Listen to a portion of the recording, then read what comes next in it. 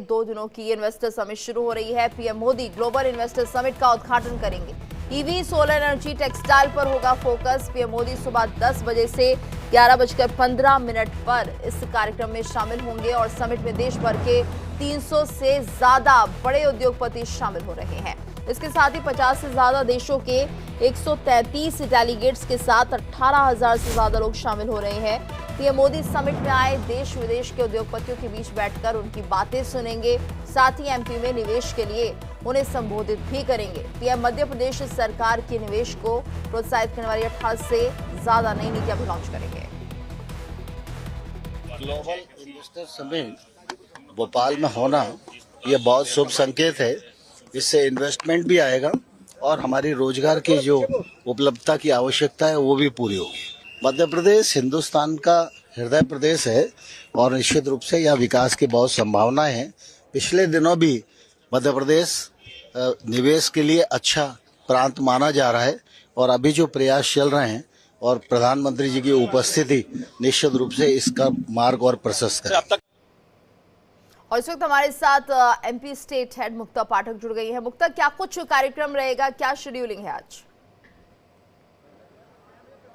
बिल्कुल, जैसा आपने अभी बताया है कि 10 बजे जो है प्रधानमंत्री नरेंद्र मोदी यहां पहुंचेंगे और ग्लोबल इन्वेस्टर समिट जो कि 2 दिन का है उसका इनॉग्रेशन करेंगे। तमाम बड़े जो उद्योगपति हैं वो हिस्सा लेंगे।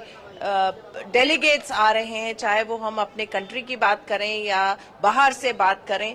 तो ये कार्यक्रम लगभग 10 बजे से लेके 11:15 तक का है।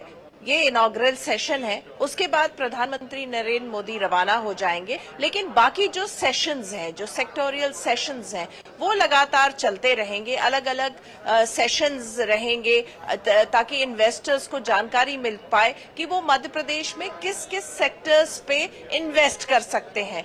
तो इस तरह के पूरे अलग अलग जो है वो सेशंस रहेंगे दिन भर के। और मुख्यमंत्री डॉक्टर मोहन यादव वो भी अपना 1-to-1 सेशंस करेंगे। हालांकि वो लगातार जो हैं उद्योगपतियों से मिलते रहे हैं। उन्होंने काफी सारे रोड शो किए हैं अलग अलग जगह जाके, जैसे मुंबई, बैंगलोर, कोयम्बटूर, कोलकाता, अलग अलग जाके उन्होंने रोड शोज किए हैं। उसके बाद वो बाहर भी गए, यूके, जर्मनी और हाल ही में वो जापान गए थे, जहां पे भी उन्होंने जाके मध्य प्रदेश में जो संभावनाएं हैं इन्वेस्टमेंट की उसकी जानकारी दी थी।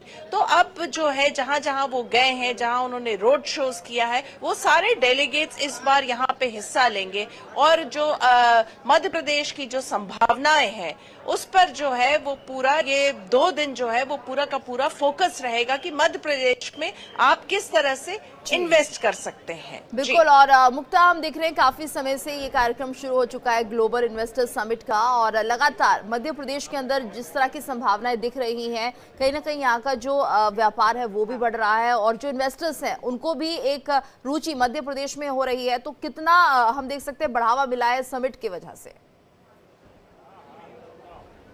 देखिए, पहले जो था ग्लोबल इन्वेस्टर समिट इंदौर में होता था, 2 दिन का होता था। लेकिन जब से मुख्यमंत्री डॉक्टर मोहन यादव आए हैं उन्होंने कॉन्सेप्ट को थोड़ा बदला है। उन्होंने पहले अलग अलग क्षेत्रों में मध्य प्रदेश के अलग अलग रीजन्स में रीजनल इन्वेस्टर समिट किए ताकि हर रीजन का विकास हो। हर रीजन की जो इम्पोर्टेंस है, जहां पे हर रीजन में क्या इन्वेस्ट किया जा सकता है उसको फोकस करके उन्होंने रीजनल इन्वेस्टर समिट किया। जैसे उज्जैन में किया, ग्वालियर में किया, रीवा, नर्मदापुरम, जबलपुर, हर रीजन पर उन्होंने पहले रीजनल इन्वेस्टर समिट किया।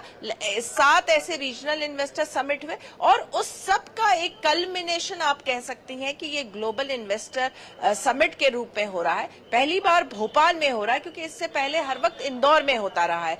लेकिन अब 7 रीजनल इन्वेस्टर समिट हुए और उसके बाद अब ये ग्लोबल इन्वेस्टर समिट है।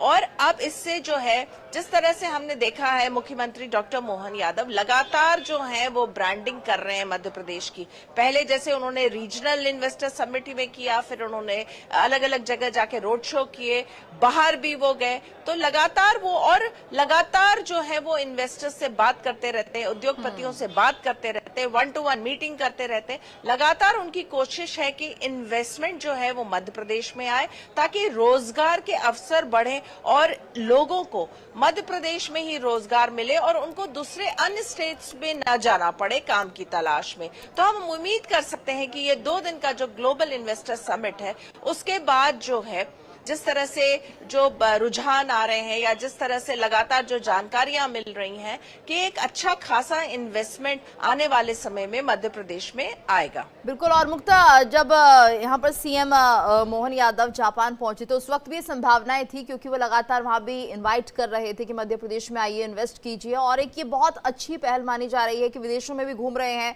तो मध्य प्रदेश के लिए कहीं ना कहीं जो इन्वेस्टर्स हैं उनको अट्रैक्ट करने का एक काम कर रहे हैं।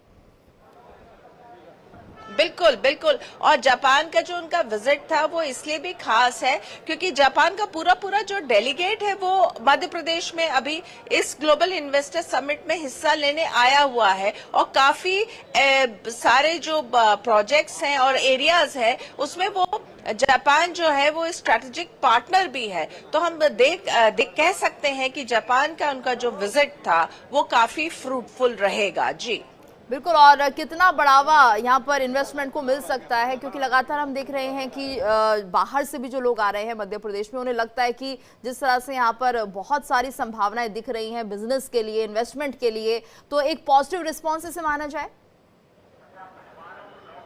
बिल्कुल। देखिए, लगातार एक पॉजिटिव रिस्पांस और पॉजिटिव एटमॉस्फेयर देने की कोशिश की जा रही है। जैसे लगातार मुख्यमंत्री डॉक्टर मोहन यादव कहते हैं कि सिंगल विंडो में सारी जो है वो चीजें सॉल्व हो जाएंगी। कई बार उन्होंने मंच से भी कहा है कि किसी भी इन्वेस्टर को कोई दिक्कत आए तो परेशान ना हो, सीधा मेरे पास आइए, मुझसे संवाद करिए, कोई दिक्कत है तो मुझसे संवाद करिए, मुझसे कांटेक्ट कीजिए, मैं परेशानियां सॉल्व करूंगा।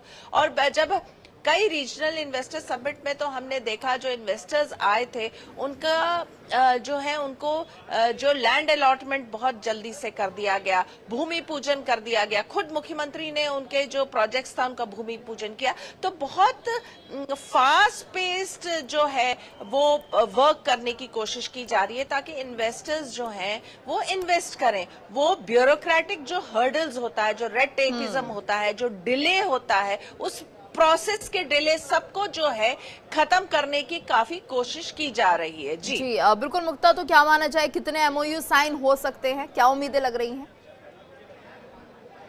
देखिए, ये जानकारी तो कल अगर हम इस पे बात करें तो बेहतर होगा, क्योंकि संभावित तो बहुत सारी चीजें, बहुत सारे नंबर्स आते हैं सामने, चाहे वो एमओयू के आए या कितना जो है कितने करोड़ का इन्वेस्टमेंट आ गया, लेकिन कल एग्जैक्ट जो है वो सही जानकारी मिलेगी। जी बिल्कुल। मुक्ता, आप इस पर नजर बनाए रखिएगा, आपसे अपडेट लेंगे। धन्यवाद आपका इस पूरी जानकारी के लिए।